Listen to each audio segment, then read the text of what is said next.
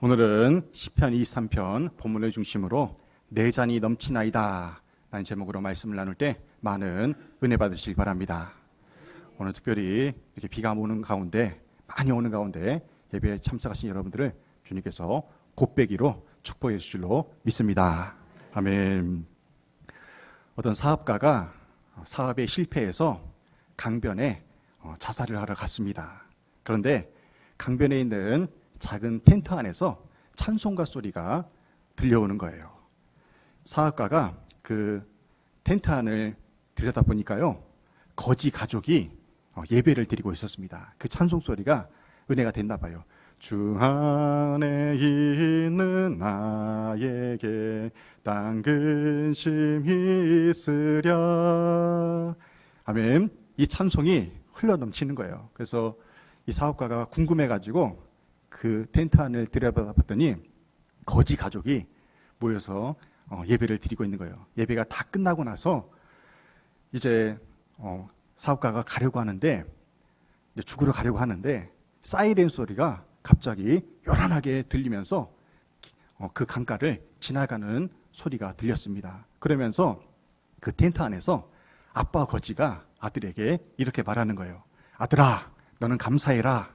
아빠 잘 만나서 집에 불날 걱정 없잖니. 감사해라. 그러는 거예요.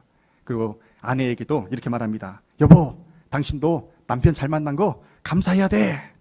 그렇게 얘기하는 거예요.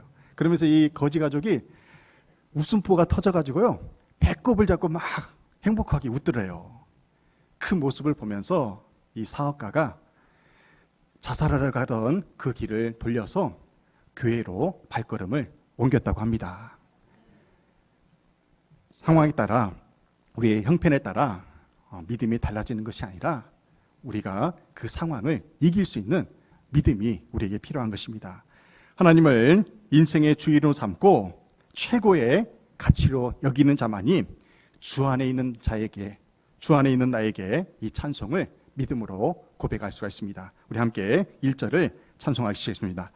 주 안에 있는 나에게 딴 근심이 있으랴.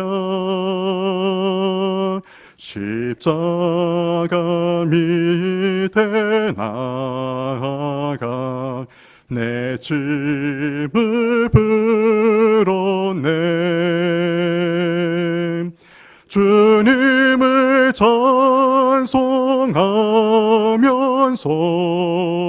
할렐루야 할렐루야. 내 앞길 멀고 험해도 나 주님만 따라가리. 할렐루야. 사람의 가치관이 무엇이냐에 따라서 세상이 다르게 보입니다. 돈이 가치인 사람은요, 돈이 떨어지면 자존감을 잃어버려서 못 삽니다. 권력과 인기가 가치인 사람은 권력이 무너지고 인기가 떨어지면 살맛이 나지 않습니다. 환경과 조건이 아무리 좋아도 생각이 잘못되면 항상 마음속에 원망, 불평이 가득하게 되는 것입니다. 이런 유머가 있어요. 결혼 앞둔 손녀가 할머니에게 이렇게 물어봅니다. 결혼을 앞두고 있으니까 할머니에게 지혜를 물어보는 것이죠. 할머니는 처음부터 할아버지를 영감이라고 불렀어요? 그러진 않았을 거 아니에요. 처음엔 할아버지를 뭐라고 불렀습니까? 처음에는 당신이라고 불렀어. 그러면 지금은 뭐라고 부르세요? 왼수. 왼수야, 왼수. 왼수라고 부른다는 것입니다. 성경적으로 성도들의 궁극적인 원수가 있습니다. 우리 믿음의 사람들의 원수는 바로 사단 마귀입니다. 그래서 대적하는 마귀라고 그렇게 부르는 것입니다. 마귀는 우리 성도들을 일평생 따라다니면서 우리가 하나님에게서 멀어지도록 괴롭히는 원수인 것입니다. 성경은 우리에게 이렇게 말씀해요. 항상 기뻐하라, 쉬지 말고 기도하라, 범사에 감사하라, 이것이 하나님의 뜻이니라 라고 말씀해요. 그런데 우리의 마음이 우울하고 원망불평이 가득하면요, 사단 마귀가 우리에게 이렇게 속삭입니다. 항상 낙심하라. 쉬지 말고 원망하라. 범사에 불평하라. 이것이 사탄의 뜻이니라. 이렇게 마귀가 우리를 대적한다는 것입니다. 사단 마귀가 인도하는 낙심과 원망 불평의 길이 아닌 하나님이 인도하시는 기쁨과 기도와 감사의 길로 나아가는 저와 여러분 되시기를 주님의 이름으로 축원합니다. 하반기 장로 피택을 위한 특별 새벽 기도 시간에 시편 23편 말씀을 강의했습니다. 시편 23편은 성도들이 가장 좋아하는 말씀이자 은혜로운 말씀으로 여기는 그러한 말씀 중에 하나입니다. 시편 23편이 가장 은혜로운 말씀이 되는 전제 조건이 있습니다. 그 전제 조건은 여호와가 나의 목자가 되어야 한다는 것입니다. 그리고 나는 주님의 양이 되어야 이 시편 23편의 말씀이 내게 있어서 가장 은혜로운 말씀이 될 수가 있습니다. 양을 생각해 보세요. 양은 내일 어디 가서 풀을 먹어야 될지, 어디 가서 물을 마셔야 될지 전혀 걱정이 없습니다. 왜 그래요? 주인이 알아서 인도하시거든요. 그래서 양은 걱정하지 않습니다. 양들의 모든 문제를 목자가 해결해 주기 때문에 양은 그저 목자만 따라가면 되는 것입니다. 시편 23편을 묵상하다 보면 처음엔 1절인 여호와는 나의 목자시니 내게 부족함이 없으리로다, 이 말씀을 가장 사모합니다. 얼마나 주옥 같은 말씀입니까? 그런데요, 2절 말씀을 묵상하고 3절, 4절, 5절 말씀을 묵상하다 보면 갈수록 더욱더 은혜가 된다는 것을 알 수가 있어요. 1절에서 다윗이 어떻게 고백합니까? 여호와가 나의 목자가 되시니 부족함이 없습니다 라고 부족함이 없는 인생을 고백을 해요. 그런데요, 5절 말씀에 가면요, 어떻게 고백하냐면 내 잔이 넘치나이다, 흘러넘치는 그 은혜를 고백하고 있습니다. 오늘 보면 5절에서 다윗은 하나님을 이렇게 표현합니다. 원수의 목전에서 내게 상을 차려주시는 분, 원수의 목전에서 내게 상을 차려주시는 분으로 묘사하고 있어요. 개역개정 말씀에 보면 시편 23편 5절을 이렇게 번역합니다. 주께서 내 원수의 목전에서 내게 상을 차려주시고, 아멘. 근데 이 북한 성경에서는요, 이 시편 23편 5절 말씀을 이렇게 번역을 했대요. 원수를 보라는 듯 상을 차려주시고 기름을 부어 내 머리에 발라주시니 내 잔이 넘쳐옵니다. 아멘. 원수를 북한에서는 어떻게 발음했어요? 더 세게 원수라고 그렇게 번역을 한 것입니다. 원수를 원수로 번역하든 어쨌든 적들이라는 거예요. 마귀가 우리를 엄습할 때, 나를 대적할 때 어떻게 고백해요? 다윗은 그럼에도 불구하고 그러한 상황 속에서도 내게 밥상을 차려주시는 분으로 다윗은 고백하고 있습니다. 이 시간에는 하나님께서 원수의 목전에서 베풀어 주시는 세 가지의 은혜를 통해 함께 은혜를 나누고자 합니다. 첫째는 풍성한 공급의 은혜를 주십니다. 풍성한 공급의 은혜예요. 시편 23편 5절에서 이렇게 말씀합니다. 주께서 내 원수의 목전에서 내게 상을 차려주시고, 아멘. 주님은 사단마귀가 양같은 우리를 위협할 때 보란듯이 진수성찬을 차려주십니다. 여러분들 그런 경험 해보셨습니까? 내 마음이 아프고 우울할 때 하나님께로 나아가면요, 하나님이 나의 마음을 만져주시고 위로하시고 치유하시는 그 은혜를 체험하게 된다는 것입니다. 그러한 상황이 바로 원수의 목전에서도, 그 환난과 고난 속에서도 내게 밥상을 차려주시는 주님의 은혜인 것입니다. 목자이신 하나님께서 우리의 상황과 형편에 따라 꼭 필요한 것으로 공급해 주신다는 사실을 믿으시기 바랍니다. 예수님이 이 땅에 오신 목적이 무엇입니까? 요한복음 10장 10절에서 이렇게 말씀해요. 함께 공부합니다. 도둑이 오는 것은 도둑질하고 죽이고 멸망시키려는 것뿐이요, 내가 온 것은 양으로 생명을 얻게 하고 더 풍성히 얻게 하려는 것이라. 아멘. 사단마귀의 역할이 무엇입니까?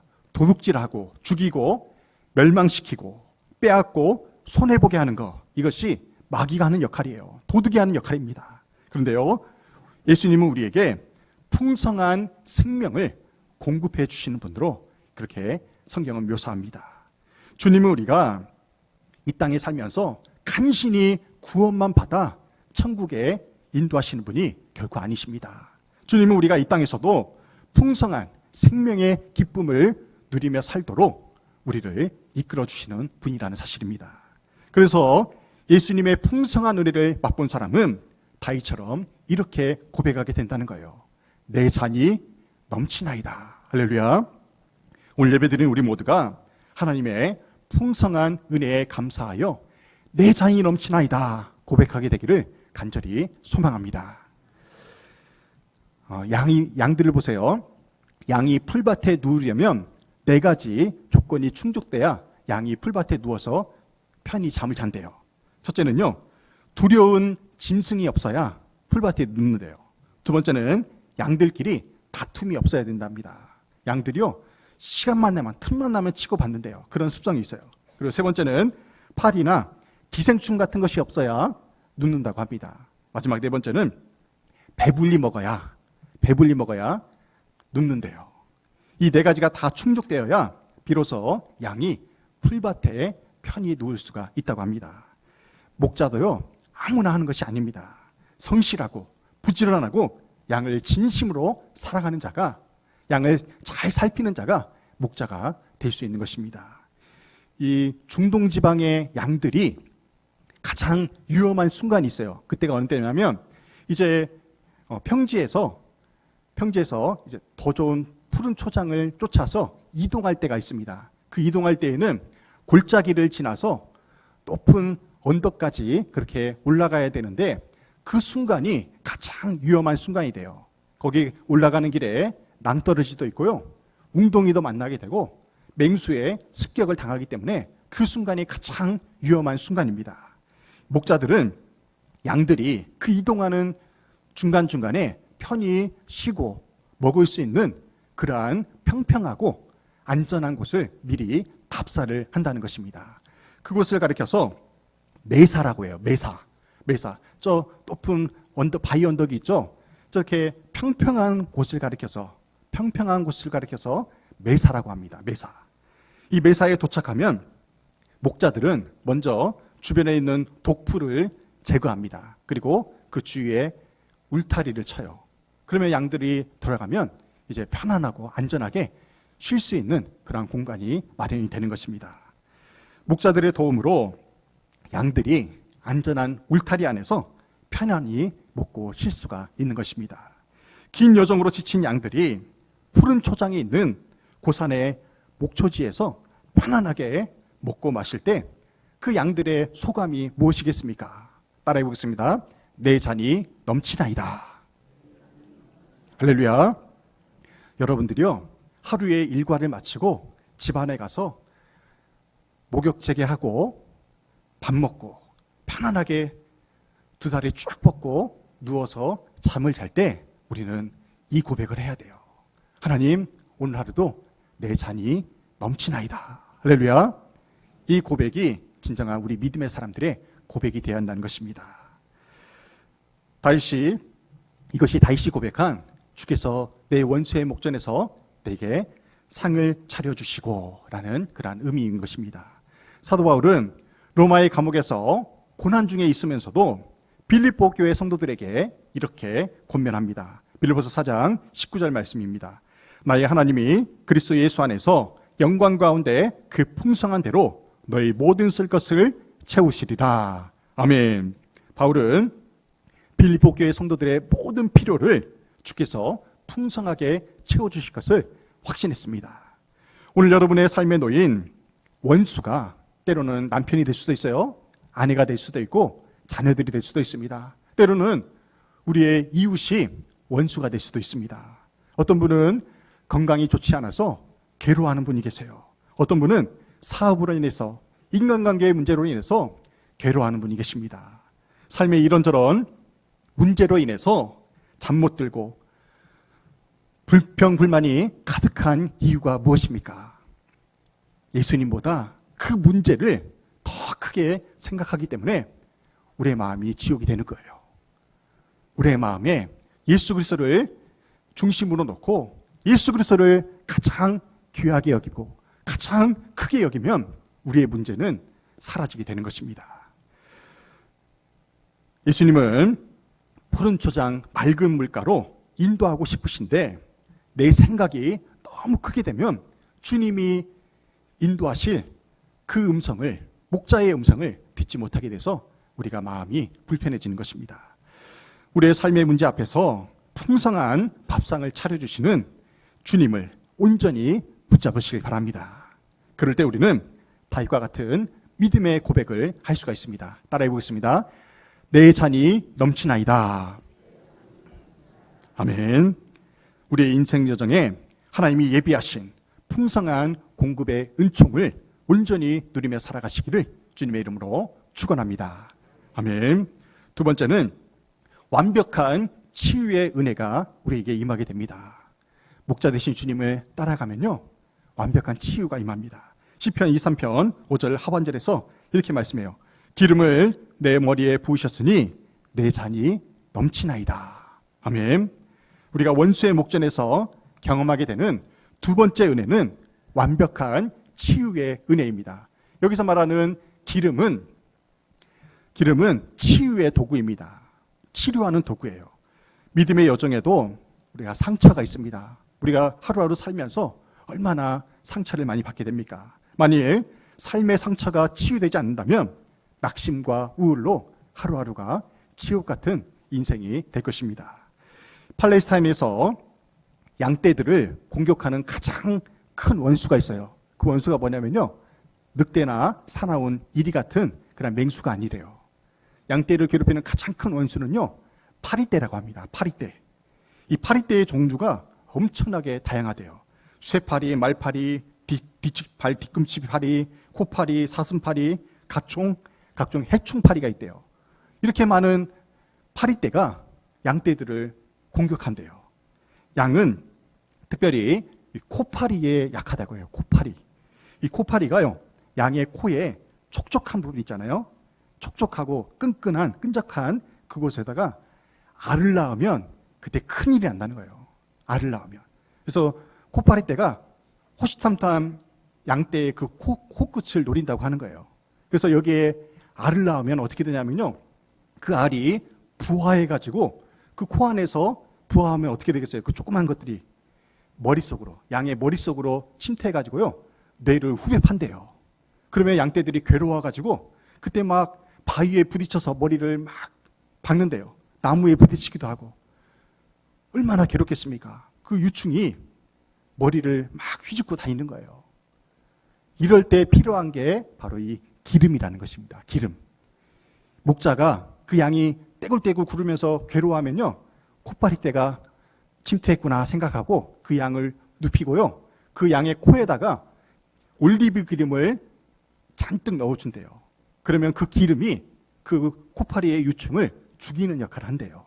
그래서 그 코파리가 살아난다고 합니다. 눈에도 부어주고 귀에도 부어주고 목에도 부어주고 특별히 머리에다가 그 기름을 계속해서 발라준다고 합니다. 그러면 어느 순간 이 코파리떼가 죽으면서 양이 안정감을 찾는다고 합니다. 이 올리브 기름을 내 머리에 부으셨으니 내 잔이 넘치나이다. 다시 고백한 것은 뭐냐면요, 기름을 내 머리에 부으셨으니 주님이 나의 상처, 주님이 나의 육체의 질고를 치유해 주셔서 내 잔이 넘치나이다. 이렇게 믿음으로 다시 고백한 것입니다. 올리브 기름은 양들의 상처를 치유하며 파리떼의 공격에서 양을 보호하는 역할을 하는 것입니다. 다윗은 이러한 양의 습성을 토대로, 다윗이 목자였잖아요. 그래서 다윗은 이렇게 고백한 거예요. 기름을 내 머리에 부으셨으니 내 잔이 넘치나이다. 할렐루야. 하나님께서 우리의 마음의 상처들, 육체의 질고를 치유하시고 회복하실 때 우리 또한 내 잔이 넘치나이다. 그렇게 고백하게 될 것입니다. 야고보 사도는 교회의 지도자들이 병든 성도들을 위해서 이렇게 기도하라고 권면합니다. 야고보서 5장 14절 함께 공부합니다. 너희 중에 병든 자가 있느냐? 그는 교회의 장로들을 청할 것이요, 그들은 주의 이름으로 기름을 바르며 그를 위하여 기도할지니라. 아멘. 상처받은 성도들에게 성령의 기름보다 더 좋은 치료약은 없습니다. 성령이 우리의 마음을 만져주시면요, 그 어떤 문제도 더 이상 문제가 되지 않아요.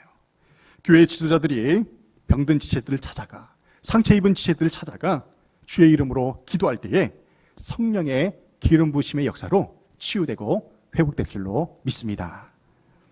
오늘 우리 시대는 그 어느 때보다 위로가 필요한 시대입니다. 그런데요, 사람의 위로는 잠시 잠깐이에요.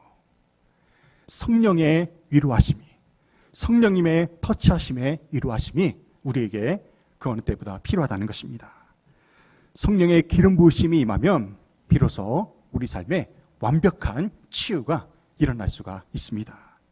하지만 어제의 기름 부으심으로 오늘의 문제를 치유할 수가 없다는 것입니다. 오늘은요, 오늘의 기름 부으심의 역사가 필요하다는 것입니다. 그래서 우리가 매일매일 깨어 기도하는 이유가 바로 여기 있는 거예요.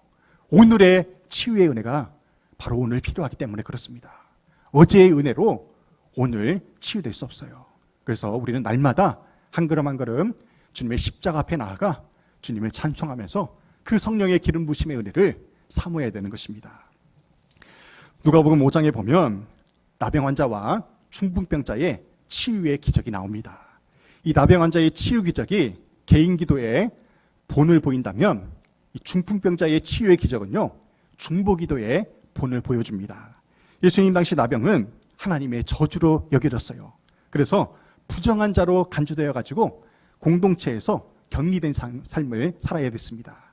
나병 환자가 이 격리촌을 벗어나서 사람들에게 발각이 되면 그 즉시 사람들이 돌을 던져서 그 나병 환자를 죽일 수가 있었어요. 이런 상황에서 한 나병 환자가 자신의 생명을 걸고 예수님 앞에 나아간 것입니다. 예수님 앞에 나아간 그가 이렇게 간구를 합니다. 누가복음 5장 12절에서 주여 원하시면 나를 깨끗게 하실 수 있나이다. 아멘. 주여 원하시면 나를 깨끗게 하실 수 있나이다. 큰 소리로 자신의 생명을 걸고 모든 사람들이 보란 듯이 간구한 거예요. 그때 주님이 그 나병 환자에게 뭐라고 말씀하십니까? 내가 원하노니 깨끗함을 받으라. 아멘. 내가 원하노니 깨끗함을 받으라. 나병 환자가 예수의 소문을 듣고 격리촌을 벗어나서 주님 앞에 나아가기까지 얼마나 많은 기도가 있었겠습니까? 얼마나 간절히 사모하며 기도했겠습니까? 주님은 나병 환자의 간절한 그 마음을 아시고 그의 질병을 깨끗이 치유해 주신 것입니다.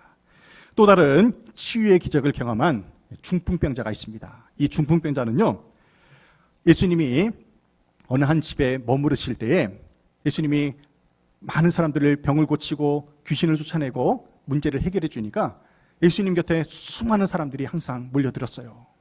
저마다의 문제를 가지고 나아간 것입니다. 그날은 마당 앞까지 사람들이 많이 있었던 거예요. 근데 중풍병자의 친구들이 침상채 그 친구를 메고 주님 앞에 나아가려고 하는데 마당까지 운신해 있어가지고 들어갈 수가 없는 거예요. 그래서 어떻게 합니까? 그 친구를요, 침상에 묶어가지고 지붕 위로 올립니다. 지붕으로 힘들게 올려가지고 기왓장을 걷어내요. 그러면 집이 구멍이 나겠죠. 그 기왓장을 걷어내고 그 침상째 친구를 예수님 앞에 달아내린 거예요. 예수님이 그 모습에 감동을 하시면서 이렇게 말씀하신 것입니다. 누가복음 5장 20절에서 이렇게 말씀합니다. 예수께서 그들의 믿음을 보시고 이르시되 이 사람아 내 죄 사함을 받았느니라. 아멘. 주님은 그들의 믿음, 다시 말해서요, 중풍병자 그 사람의 병든 자의 그 믿음이 아니라 그 친구를 메고 온 내 친구의 믿음을 보시고 그 중풍병자의 질병을 치유해 주신 것입니다. 오늘 우리가 개인적으로 주님께 간절히 간구하는 그 기도를 통해서 주님의 치유의 역사가 일어날 줄로 믿습니다. 우리의 중보 기도를 통해서 아픈 지체들의 질병이 치유될 줄로 믿습니다. 이 시간 우리 찬송가 471장 주여 나의 병든 몸을 1절을 찬양하실 텐데요. 여러분들 이 찬송을 부를 때 여러분들의 특별히 아픈 부위에 손을 얹고 기도하는 마음으로 찬송을 부르시길 바랍니다. 또 마음이 아프신 분들은 가슴에 손을 얹고 그렇게 기도하시기 바랍니다. 우리 다 함께 1절 찬양드리겠습니다. 주여 나의 병든 몸을 지금 고쳐주소서. 모든 병을 고쳐주마 주 약속하셨네. 내가 지금 굳게 믿고 주님 앞에 구하오니 주여 크신 권능으로 꼭 고쳐주소서. 1절 다시 찬양합니다. 주여 나의 병든 몸을 지금 고쳐주소서. 모든 병을 고쳐주마 주 약속하셨네. 내가 지금 굳게 믿고 주님 앞에 구하오니 주의 크신 권능으로 꼭 고쳐주소서. 아멘.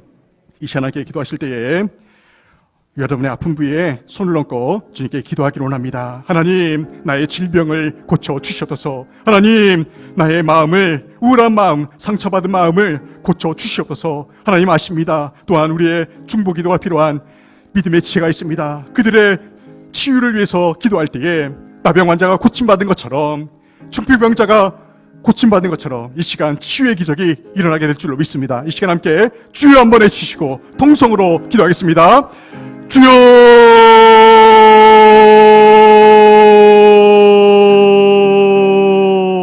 하나님 아버지, 주여 이 시간 주님의 치유의 능력이 나타나기를 원합니다. 아버지여, 기름 부으신 그 주님의 은혜가 임하기를 원합니다. 성령이여 이 시간 기름을 부어주시사 우리의 연약한 아버지 질병을 고쳐주시옵소서. 주님 아십니다. 우리의 삶에 무엇이 아픈지, 무엇이 문제인지 주님 알고 계십니다. 아버지 이 시간 간절한 기대와 소망을 가지고 주님 앞에 간구하오니 주여 고쳐주시고 치료하여 주시옵소서. 마음이 아픈 사람들이 있습니다. 마음의 상처로 고통당하고 괴로워하는 지체들 주께서 만져주시사 하나님 아버지의 은혜로 치유되고 회복되는 역사가 일어나게 도와주시옵소서. 주여 나의 병든 몸을 고쳐주시옵소서. 이 시간 간절히 간구하오니 주여 고쳐주시옵소서. 중풍병자의 내 친구의 믿음을 보시고 치유의 기적을 허락하신 하나님, 이 시간 아버지여 다리가 연약해서 일어나 걷지 못하는 영혼 주의 은혜로 나사렛 예수 그리스도의 명하노니 일어나 걷게 하여 주시고, 마음의 상처와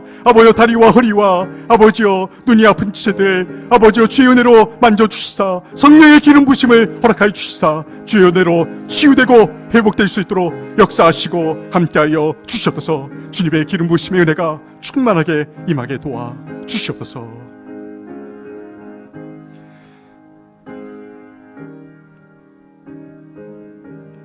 여호와 라파 치료의 하나님, 이 시간 성령의 기름 부심의 은혜로 우리의 질병이 치유되고 회복되기를 주님의 이름으로 간절히 축원하옵나이다. 아멘. 하나님의 은혜가 이 시간 충만하게 임하기를 간절히 소망합니다. 세 번째는 새로운 사역의 은혜가 우리에게 임하게 됩니다. 시편 23편 6절 말씀을 함께 고백하겠습니다. 내 평생에 선하심과 인자하심이 반드시 나를 따르리니 내가 여호와의 집에 영원히 살리로다. 아멘. 다윗은 고백합니다. 평생에, 나의 일평생에 여호와의 선하심과 인자하심이 영원히 따를 것을 그렇게 믿음으로 고백하고 있어요. 여기서 말하는 선하심은 히브리어로 토브라고 하는데요, 유익하게 한다는 거예요. 인자하심은 히브리어 헥세드입니다. 하나님의 자비와 사랑이 영원히 따르게 됨을 그렇게 믿음으로 고백하고 있습니다. 여호와를 나의 목자로 삼으면 목자 되신 하나님께서 일평생 우리를 선하심과 인자하심으로 인도해 주십니다. 언제까지 인도해 주십니까? 우리가 천국에 가는 그날까지 주님이 인도해 주십니다. 여호와를 나의 목자로 삼고 목자 대신 주님의 인도하심을 따라 살아가는 우리가 해야 될 일이 있다는 것입니다. 두 손 두 발 놓고 가만히 있는다고 해서 우리가 하나님의 선하심과 인자하심을 맛볼 수 있는 것이 결코 아니라는 것입니다. 우리 각자가 주님의 몸된 교회에서 해야 될 사명이 있다는 거예요.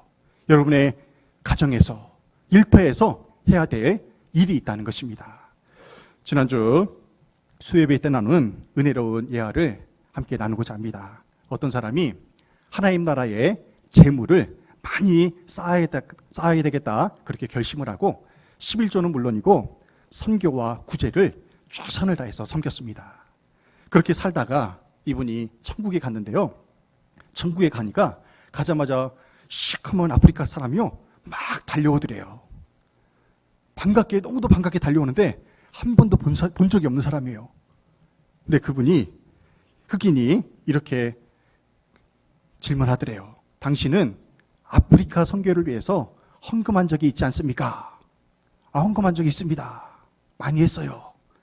그러자 이 아프리카에 살던 사람이 이렇게 말합니다. 저는 케냐에 살던 사람인데 당신이 보내온 그 선교금을 통해서 선교사님이 그 아프리카 저 오지에 있는 우리 부족까지 찾아와서 복음을 전함으로 내가 구원받아서 이렇게 천국에 올 수가 있었습니다. 그래서 너무 기뻐서 당신에게 감사의 인사를 하러 온 것입니다. 할렐루야. 이런 은혜가 있더라는 거예요. 우리가 하늘나라에 가면요, 우리의 선교와 구제를 통해서 은혜를 입은 자들을 반드시 만나게 될 것입니다. 우리 교회가 지금 베트남과 인도 선교를 하고 있어요. 여러분들 기대하세요. 이제 여러분들이 선교하신 분들은 이제 베트남에서 구원받은 사람들, 여러분의 선교로 인도에서 구원받은 사람들이 반갑게 찾아와 우리에게 인사할 것입니다. 할렐루야. 또 우리가 후원하고 있는 인도 신학생들 보세요. 그 공부하고 있는 신학생들이 천국에서 만나게 되면 얼마나 반갑게 인사하겠습니까? 또 그들을 통해서 구원받은 그 사람들과 우리가 얼마나 반가운 재회를 하겠습니까? 천국에 가서 더욱 많은 사람과 반갑게 인사 나누기를 간절히 소망합니다. 우리 교회가 후원하고 있는 바닷교회가 있어요. 그 바닷교회를 지난 주 중에 제가 방문했습니다. 처음으로 이제 그 교회를 가봤는데요. 2019년도에 우리 교회에서 그 바닷교회가 섬기고 있는 그 이주 노동자들이에요. 이주 노동자들이 섬기고 있는데 그들을 초대해가지고 우리 교회에서 바비큐 파티를 2019년도에 한 적이 있습니다. 이 바닷교회는 개척한 지 횟수로 한 5년 정도 됐는데요. 이주 노동자들을 대상으로 복음을 전하고 있습니다. 외국인 근로자들이 취업 비자를 받아가지고 한국에 들어오면 3개월 안에 취업을 해야 된답니다. 근데 그 안에 취업을 하지 못하면 이제 추방이 되는 거죠. 근데 외국인 근로자들이 와가지고 이미 자리를 정해서 오는 것이 아니잖아요. 약 3개월 동안 거할 장소가 필요하다는 것입니다. 돈도 없이 이렇게 왔을 거 아니에요? 그래서 이 바닷교회 성우경 목사님이 빌라를 하나 전세로 얻어가지고 이곳을 교회로 만든 것입니다. 그래서 처음에 온 이주 노동자들이 네팔 사람이었어요. 네팔 사람 2명 정도가 거기에서 기거하면서 이제 말씀을 증거하면서 그들이 이제 3개월이 지나서 또 이제 나갈 수밖에 없대요. 취업을 나가야 되니까 그 집에서 나가야 되는 거예요. 그래서 이제 그렇게 선교 활동을 하다가 어떻게 하다 보니까 네팔 사람들만, 네팔 여인들만 거기에 오게 되는 거예요. 지난주에 갔더니 한 10명 정도가 거기에서 기거하고 있다고 하더라고요. 처음에 왔던 그 2명이 3개월 동안 있다가 취업을 하다가 이제 고향으로 돌아가면요. 그 네트워크를 형성해가지고 한국으로 그렇게 일하러 가는 사람들에게 다 연락을 해가지고 여기를 찾아가면 공짜로 숙식을 해결할 수 있다. 그렇게 소개를 하는 거예요. 그렇게 해서 지금까지 5년 동안을 그렇게 사람들이 와서 그렇게 복음을 받아들이게 된다는 것입니다. 네팔이 힌두교예요, 힌두교. 힌두교는 개종하는 것이 굉장히 힘듭니다. 그런데도 거기에서 숙식하면서 주일이면은 그 외국인 근로자들하고 목사님이 이제 설교를 해요. 말씀을 전합니다. 한국말도 모르고요, 영어도 모르고 그분이 이제 네팔어를 공부할 수밖에 없는 상황이죠. 거기에 모인 사람들과 그리고 이제 네팔로 돌아간 그 사람들과 함께 줌으로, 영상으로 함께 주일이면 예배를 드리고 있다고 합니다. 얼마나 귀한 사역을 감당하고 있습니까? 여러분들 이제 천국에 가면 또 누구 만나요? 네팔 그 여성들 만날 거예요. 그분들이 찾아와서 분명히 말할 것입니다. 내가 힘들 때 당신의 그 도움으로, 그 선교로 내가 이렇게 천국에 올 수가 있었습니다. 할렐루야. 우리가 이런 기쁨의 만남이 더욱더 풍성해지길 바랍니다. 우리가 한 번에 많은 선교를 감당할 수는 없어요. 하지만 저는 꿈을 꾸게 되었습니다. 5대양 6대주가 있잖아요. 우리가 더 많은 선교를 하고 싶지만 최소한 전 세계 그 5대양 가운데 한 나라씩이라고 섬기면서 그렇게 선교를 확장해 나가는 그러한 꿈을 꾸게 되었습니다. 우리는 이미 다윗이 고백한 것처럼 내 잔이 넘치나이다 고백할 정도로 우리는 많은 하나님의 사랑을 받았습니다. 여러분에게 힘들고 어려운 일 있습니까? 죽어라고 예수님을 붙잡으시길 바랍니다. 여러분 몸이 아프십니까? 죽어라고 예수 그리스도를 붙잡으시길 바랍니다.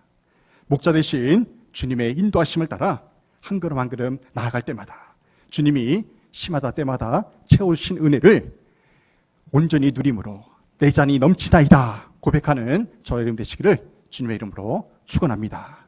아멘.